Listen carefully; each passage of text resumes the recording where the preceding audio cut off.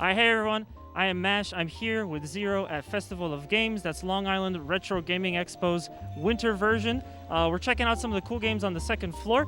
They do have a lot of retro stuff, of course. And one of the things that I found that was interesting to me was Sonic Winter Adventures. Now, this is not a true blue Sonic game. It's actually a mod for a completely unique level. Fan-made, of course.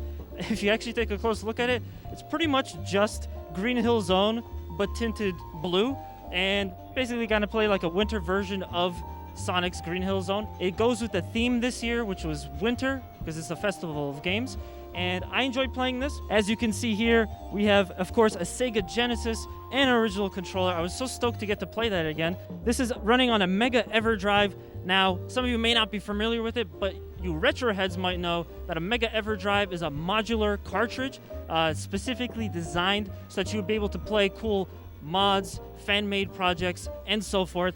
And that's how we're able to play something so unique and different, which is what I really liked getting to experience here at Festival of Games this year. So really cool that they had this. Again, Sonic Winter Adventures. Maybe you could check it out online and play it for yourself at home as well.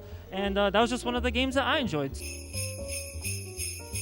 Alrighty, everyone. Now here we have another game that we wanted to focus on while here at Festival of Games. Super Puzzle Fighter is a favorite of ours. It's an awesome puzzle game, a little bit like Tetris, except all you really get are two colored squares, and you got to match them up, and then make sure you get a little power ball to stop on it, to fall on it, and then have everything explode of the same color. Now, this is being played on the Sega Saturn, as you see down here. However, the controller they paired with this console is not the regular Saturn controller. It's actually the Saturn 3D controller. Now, this is a very important controller for the Saturn. It was specifically created for 3D games. You can see it kind of looks like a UFO, kind of looks like a starship from Star Trek, if we have any Trekkie fans out there. Now, funny thing about this controller, the analog stick is different. It looks like Sega wanted to really differentiate themselves from Sony and from Nintendo when it comes to analog sticks, so they have more of an analog nub than an actual analog stick. Another cool feature of this controller is that it has triggers.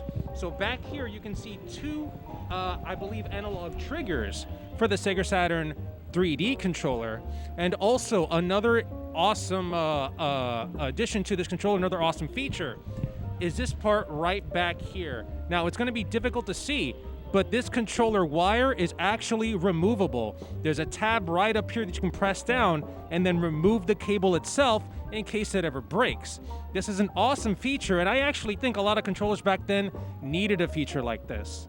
Now, I myself found it very weird that this controller was paired with Super Puzzle Fighter because it's not a 3D game. What the heck is it going to use it for?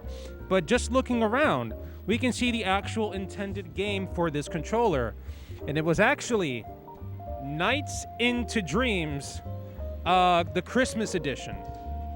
Now, it seems either the disc wasn't working or they weren't able to find the correct copy, but we can now see what it was actually intended for. I would have loved to play the Christmas theme for Nights into Dreams with the 3D controller. Unfortunately, we weren't able to do it here today. Still had a great time using it. It's a pretty comfortable controller, and a lot of you savvy viewers out there may actually be saying, hey, that kind of reminds me of another Sega controller, the Sega Dreamcast controller, because it has the same kind of grips, the same kind of triggers, and same similar design as well. The major difference are the colors and, of course, the addition of the memory unit, which has its own LCD screen and stuff. All right, and this is just one of many games here at Festival of Games here at the Cradle of Aviation. Just looking around, you can see a bunch of other games on different consoles, and Nanners is going to take us to another spot in this convention to show you guys what other kind of games they have as well.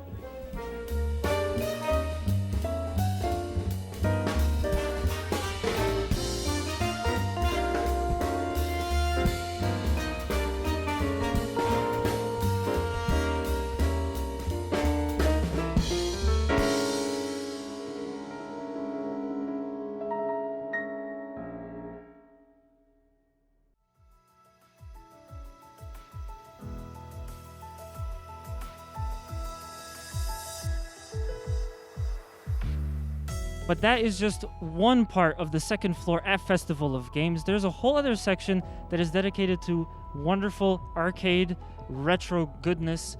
And As you can see right behind me, there's so many arcade cabinets. They have Mario Brothers, they have Pong in the back, Street Fighter, Spy Hunter.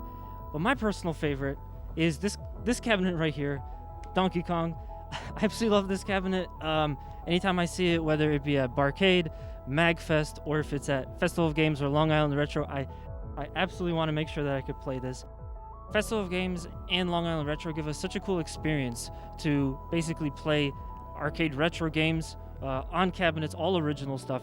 So many great arcade cabinets that they have here, and that is again both Festival of Games and Long Island Retro. It's so important when you get an opportunity to experience that retro arcade feel. So when a convention makes that, again, we want to support that. We want to make sure that people come out to this because, I mean, just look at all this beautiful, wonderful scanline heaven that's behind me right now.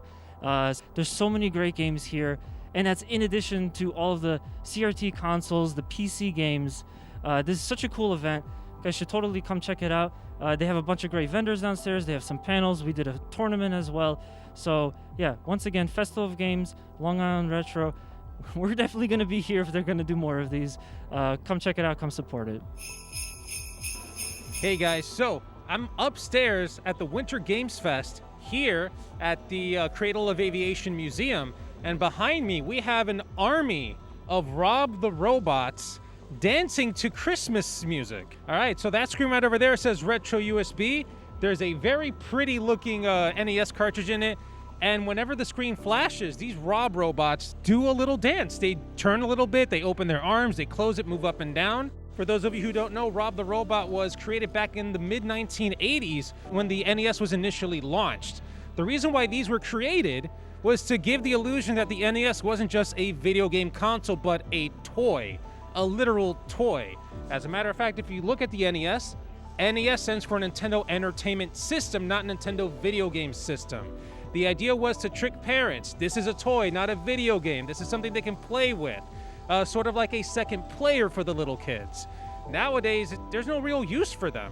The only way this thing could work is if you had a specialized game that worked specifically for r.o.b. And to my knowledge, there were only 2 games. And even then, all r.o.b could do was pick something up and then put it down. Now, as you can see here, we have them just dancing to a quick little Christmas tune. Pretty cool if you ask me. Now, you can tell these things are very old because they're very, very loud. As a matter of fact, I'm gonna go ahead and put the mic very close to the r.o.b robots just so you can see how loud they really are.